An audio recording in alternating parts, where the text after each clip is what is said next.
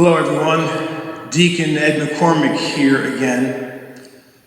Last Sunday, which was Easter Sunday, I really wanted to express the meaning and power of Jesus' resurrection for us and for the world. And I suggested in my homily that I would have selected a different gospel story than the one we were given by the church. If you remember, that was the story of Mary Magdalene going early in the morning to visit Jesus' tomb and finding it empty except for the wrappings for his body and his face. And after watching that homily, I got all these emails from people who were asking me, well, what passage would you have selected? What would have been the choice that you would have made if you didn't like that reading? Well, if there was one gospel story that I was going to pick, one story that expressed the power and meaning of our faith more clearly than anyone else, I would select the one we read this Sunday. In that story, the risen Jesus appears to his terrified and distraught disciples who are locked in an upper room. And when he appears to them, he offers them peace, shalom. He breathes on them, offering them the promised Spirit of God. And then he sends them out on mission. This story is so packed with insights into Jesus' resurrection and what it means for us in our world. But before I get to that, I want to pause for a second and consider something shocking about this story that we could easily overlook. You know, under COVID-19, death has become more real and much closer for us than beforehand. And there's nothing more powerful or definitive than death. No army or no medical staff can defeat it. And yet Jesus, who was dead, is now alive. The disciples were not having a vision. They were not seeing a ghost. The recently crucified friend of theirs was standing in front of them alive with a new kind of body. This was not a near-death experience. This was a full-death experience. It was actually an after-death, a beyond-death experience that they were having. Because standing in front of them was the only one who was more powerful than death. That's the first shocker here. Here's the second one I just can't get over. After Jesus was raised from the dead by God, he came back. After he was risen with God, he chose to come back to the human race who had just killed him.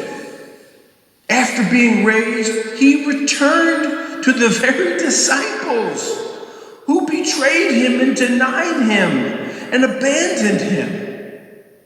His very presence among them was an act of forgiveness. His very presence among them was this profound act of acceptance. Instead of condemning them, he offers them freedom and forgiveness, peace, and God's Spirit. His presence to them reveals that there is no limit whatsoever to God's compassionate love. And the real good news is that not only did he come back, but he has stayed with us. Yes, it is still true that fear and violence and death roam our world. But the presence of the risen Jesus among us acts as a counterforce and a counterpresence to those forces. This is our faith. This is what we believe in and commit ourselves to. Now, did you notice when Jesus appeared to the disciples, how suddenly they were freed from fear and filled with joy?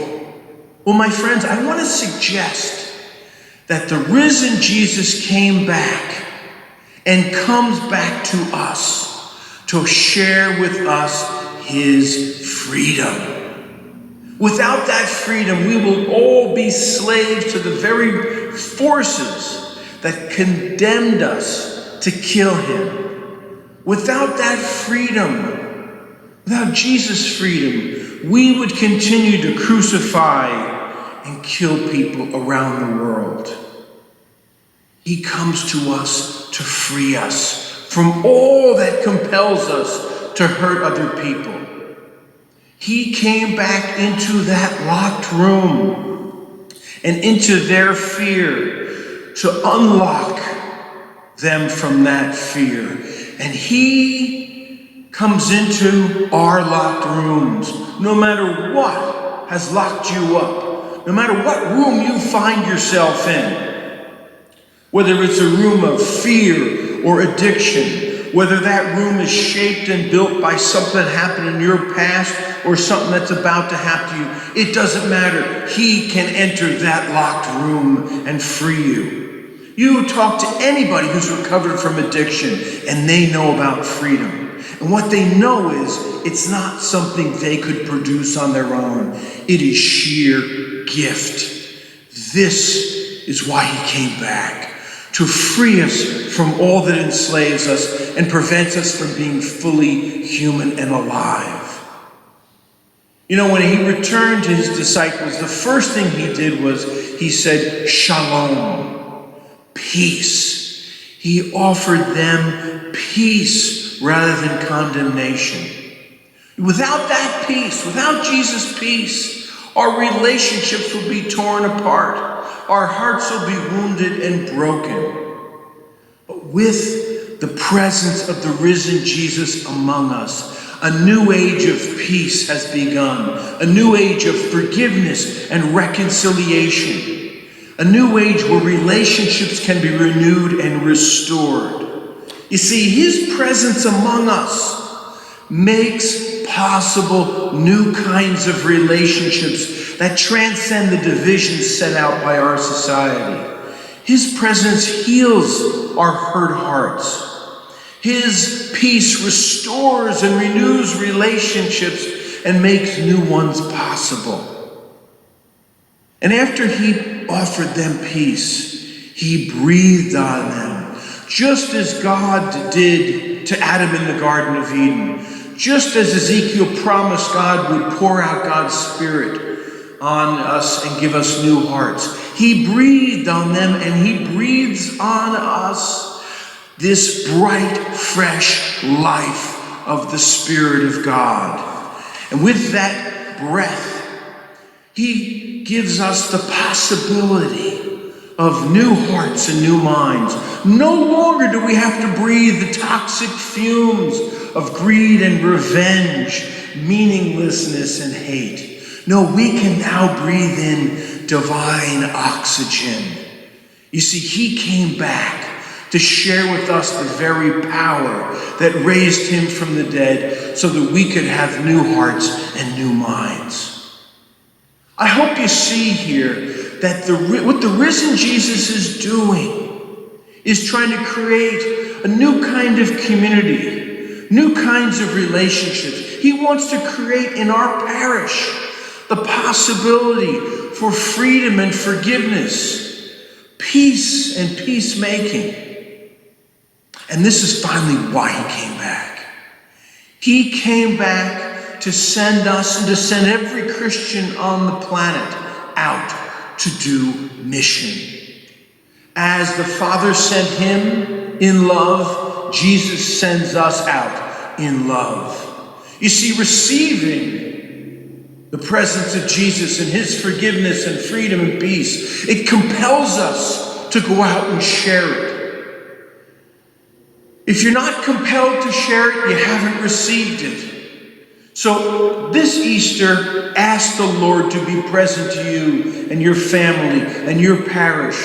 Ask him to fill you with his freedom and his presence and peace so that you will be compelled to go out and share it.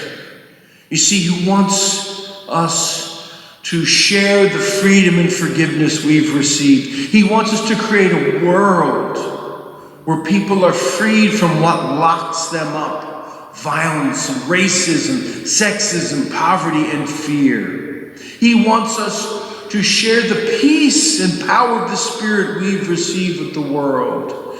He wants us to create a world where relationships are restored and healed and new ones created. In the days of this worldwide pandemic, my friends, we need more than ever to be aware of the extraordinary gift that is the presence of Christ in our lives and in our relationship. We need more than ever to know his freedom and peace so that we can become this for the world.